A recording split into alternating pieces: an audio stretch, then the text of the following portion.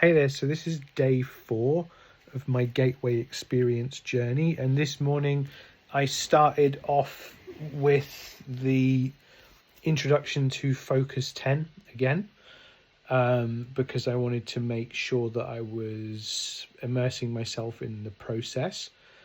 I have neurodiverse stuff going on, so sometimes it's good to go over things again just to make, and also I just like to kind of lock things in. But also, like many people, past few years has done a number with my short-term memory, so I'm working on strengthening that at the moment. And I don't mind sharing these things because I'm human, you're human, we need to talk about our humanity.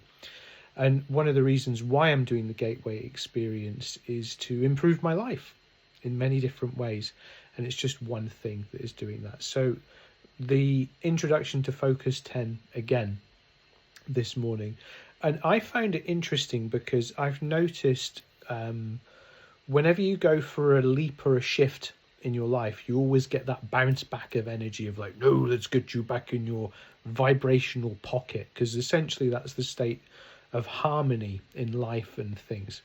So I noticed that a bit this morning. I was kind of a bit like, I don't want to do it. And it's like, come on, man, like, don't do that. This is, don't be silly. So I did have quite a good experience of relaxation during the process. I definitely had the feeling of the body being asleep and the mind being awake. Now, I know, like, for our Neville fans out there, Neville Goddard and all that kind of stuff, that it's the state akin to sleep. We really get into that when we get into Focus 12, which is in the second series of the Gateway audios, which I'm not on yet. I did get up to them last time. And that's where the magic starts to happen, at least according to the declassified documents that people are talking about a lot on socials, which actually reminded me of this process and why I wanted to get back into it. And I found it fascinating because I've been watching a lot of different manifestation content recently. And I'm always curious about different people's perspectives and where they're taking things and what they're doing with stuff and all that kind of thing. And I thought to myself, it's visioning the future has always been a weird one for me because it's always changing.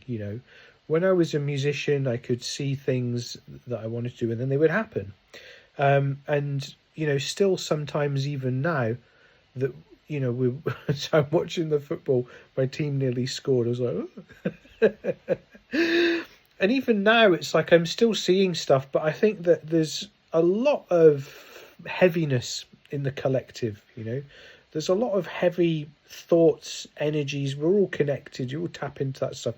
When we get into this realm, we need to be mindful of that. We need to make sure that we are moving through these things without taking these things on. And then also when we have those moments where we start to get pulled back to our own vibrational zone before we choose to move forward, we have to be mindful of that because that's easy to get stuck there.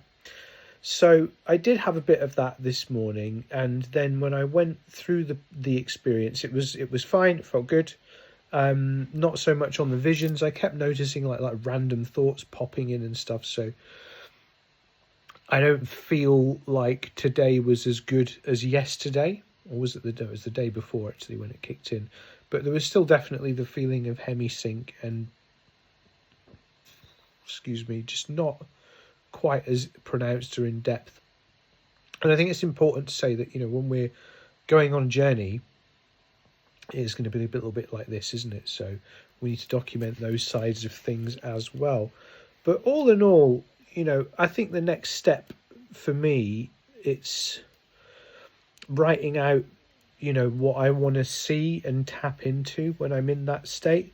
Because, not only is, the Gateway Experience good for, guiding ourselves into out-of-body experiences, but that state akin to sleep manifestation where the body is asleep and the mind is awake, that's the powerful thing that everyone talks about, and that's what I want to tap into at the minute, because I've got some big ideas and things that I want to accomplish going forward, and coming out of a period of essentially being, as good as married, if you will, for best part of 7 years, and then being on my own. That's a big change, you know. That's a big change, and I think that we live in a time where people are so set on being like robots about this stuff. It's like, yes, must have bulletproof mind. No, no, no, no, no. Well, not everyone's like that. Doesn't mean that we're of weak mind or anything. We just process things differently. So being a bottom-up processor, like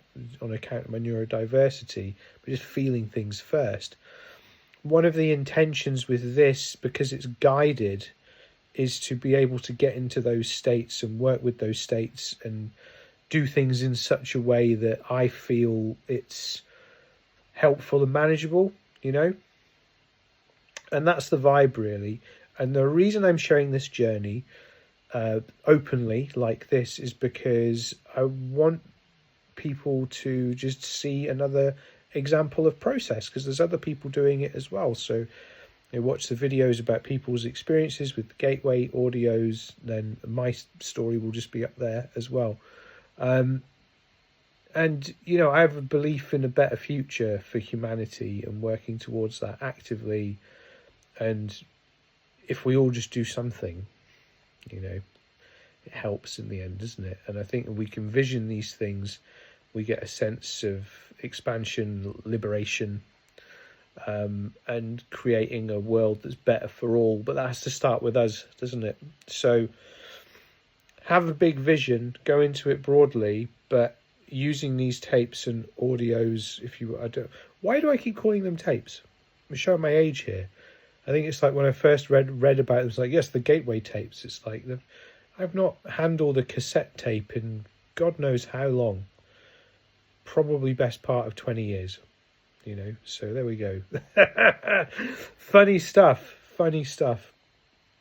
But I think that one thing I find interesting is with this work, you have to do your shadow work, you know, because when we're opening up these realms,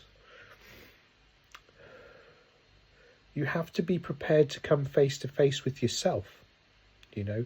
And this is true of any spiritual endeavor or practice. The only thing to be scared of is you. The only thing to be concerned about is what you carry with you, you know. So it's a good opportunity while sort of visioning and scripting and creating what we want to see, to really bring those things out from the cold and, you know, seek to work to integrate them. It's lifelong, you know, you're always working with these things, but I don't know, there's something about all of this, I just feel real optimistic, you know, and I just want to share it. And I know it might seem a little bit weird, but, you know, let's see what happens. I think we'll advance to the next audio in the morning. I've got to go to the dentist, which is going to be fun. So hopefully I'll do that before I go. If not, I'll do it when I get back. And then we'll see what happens. But yeah, you know, enjoy it. Explore it for yourself.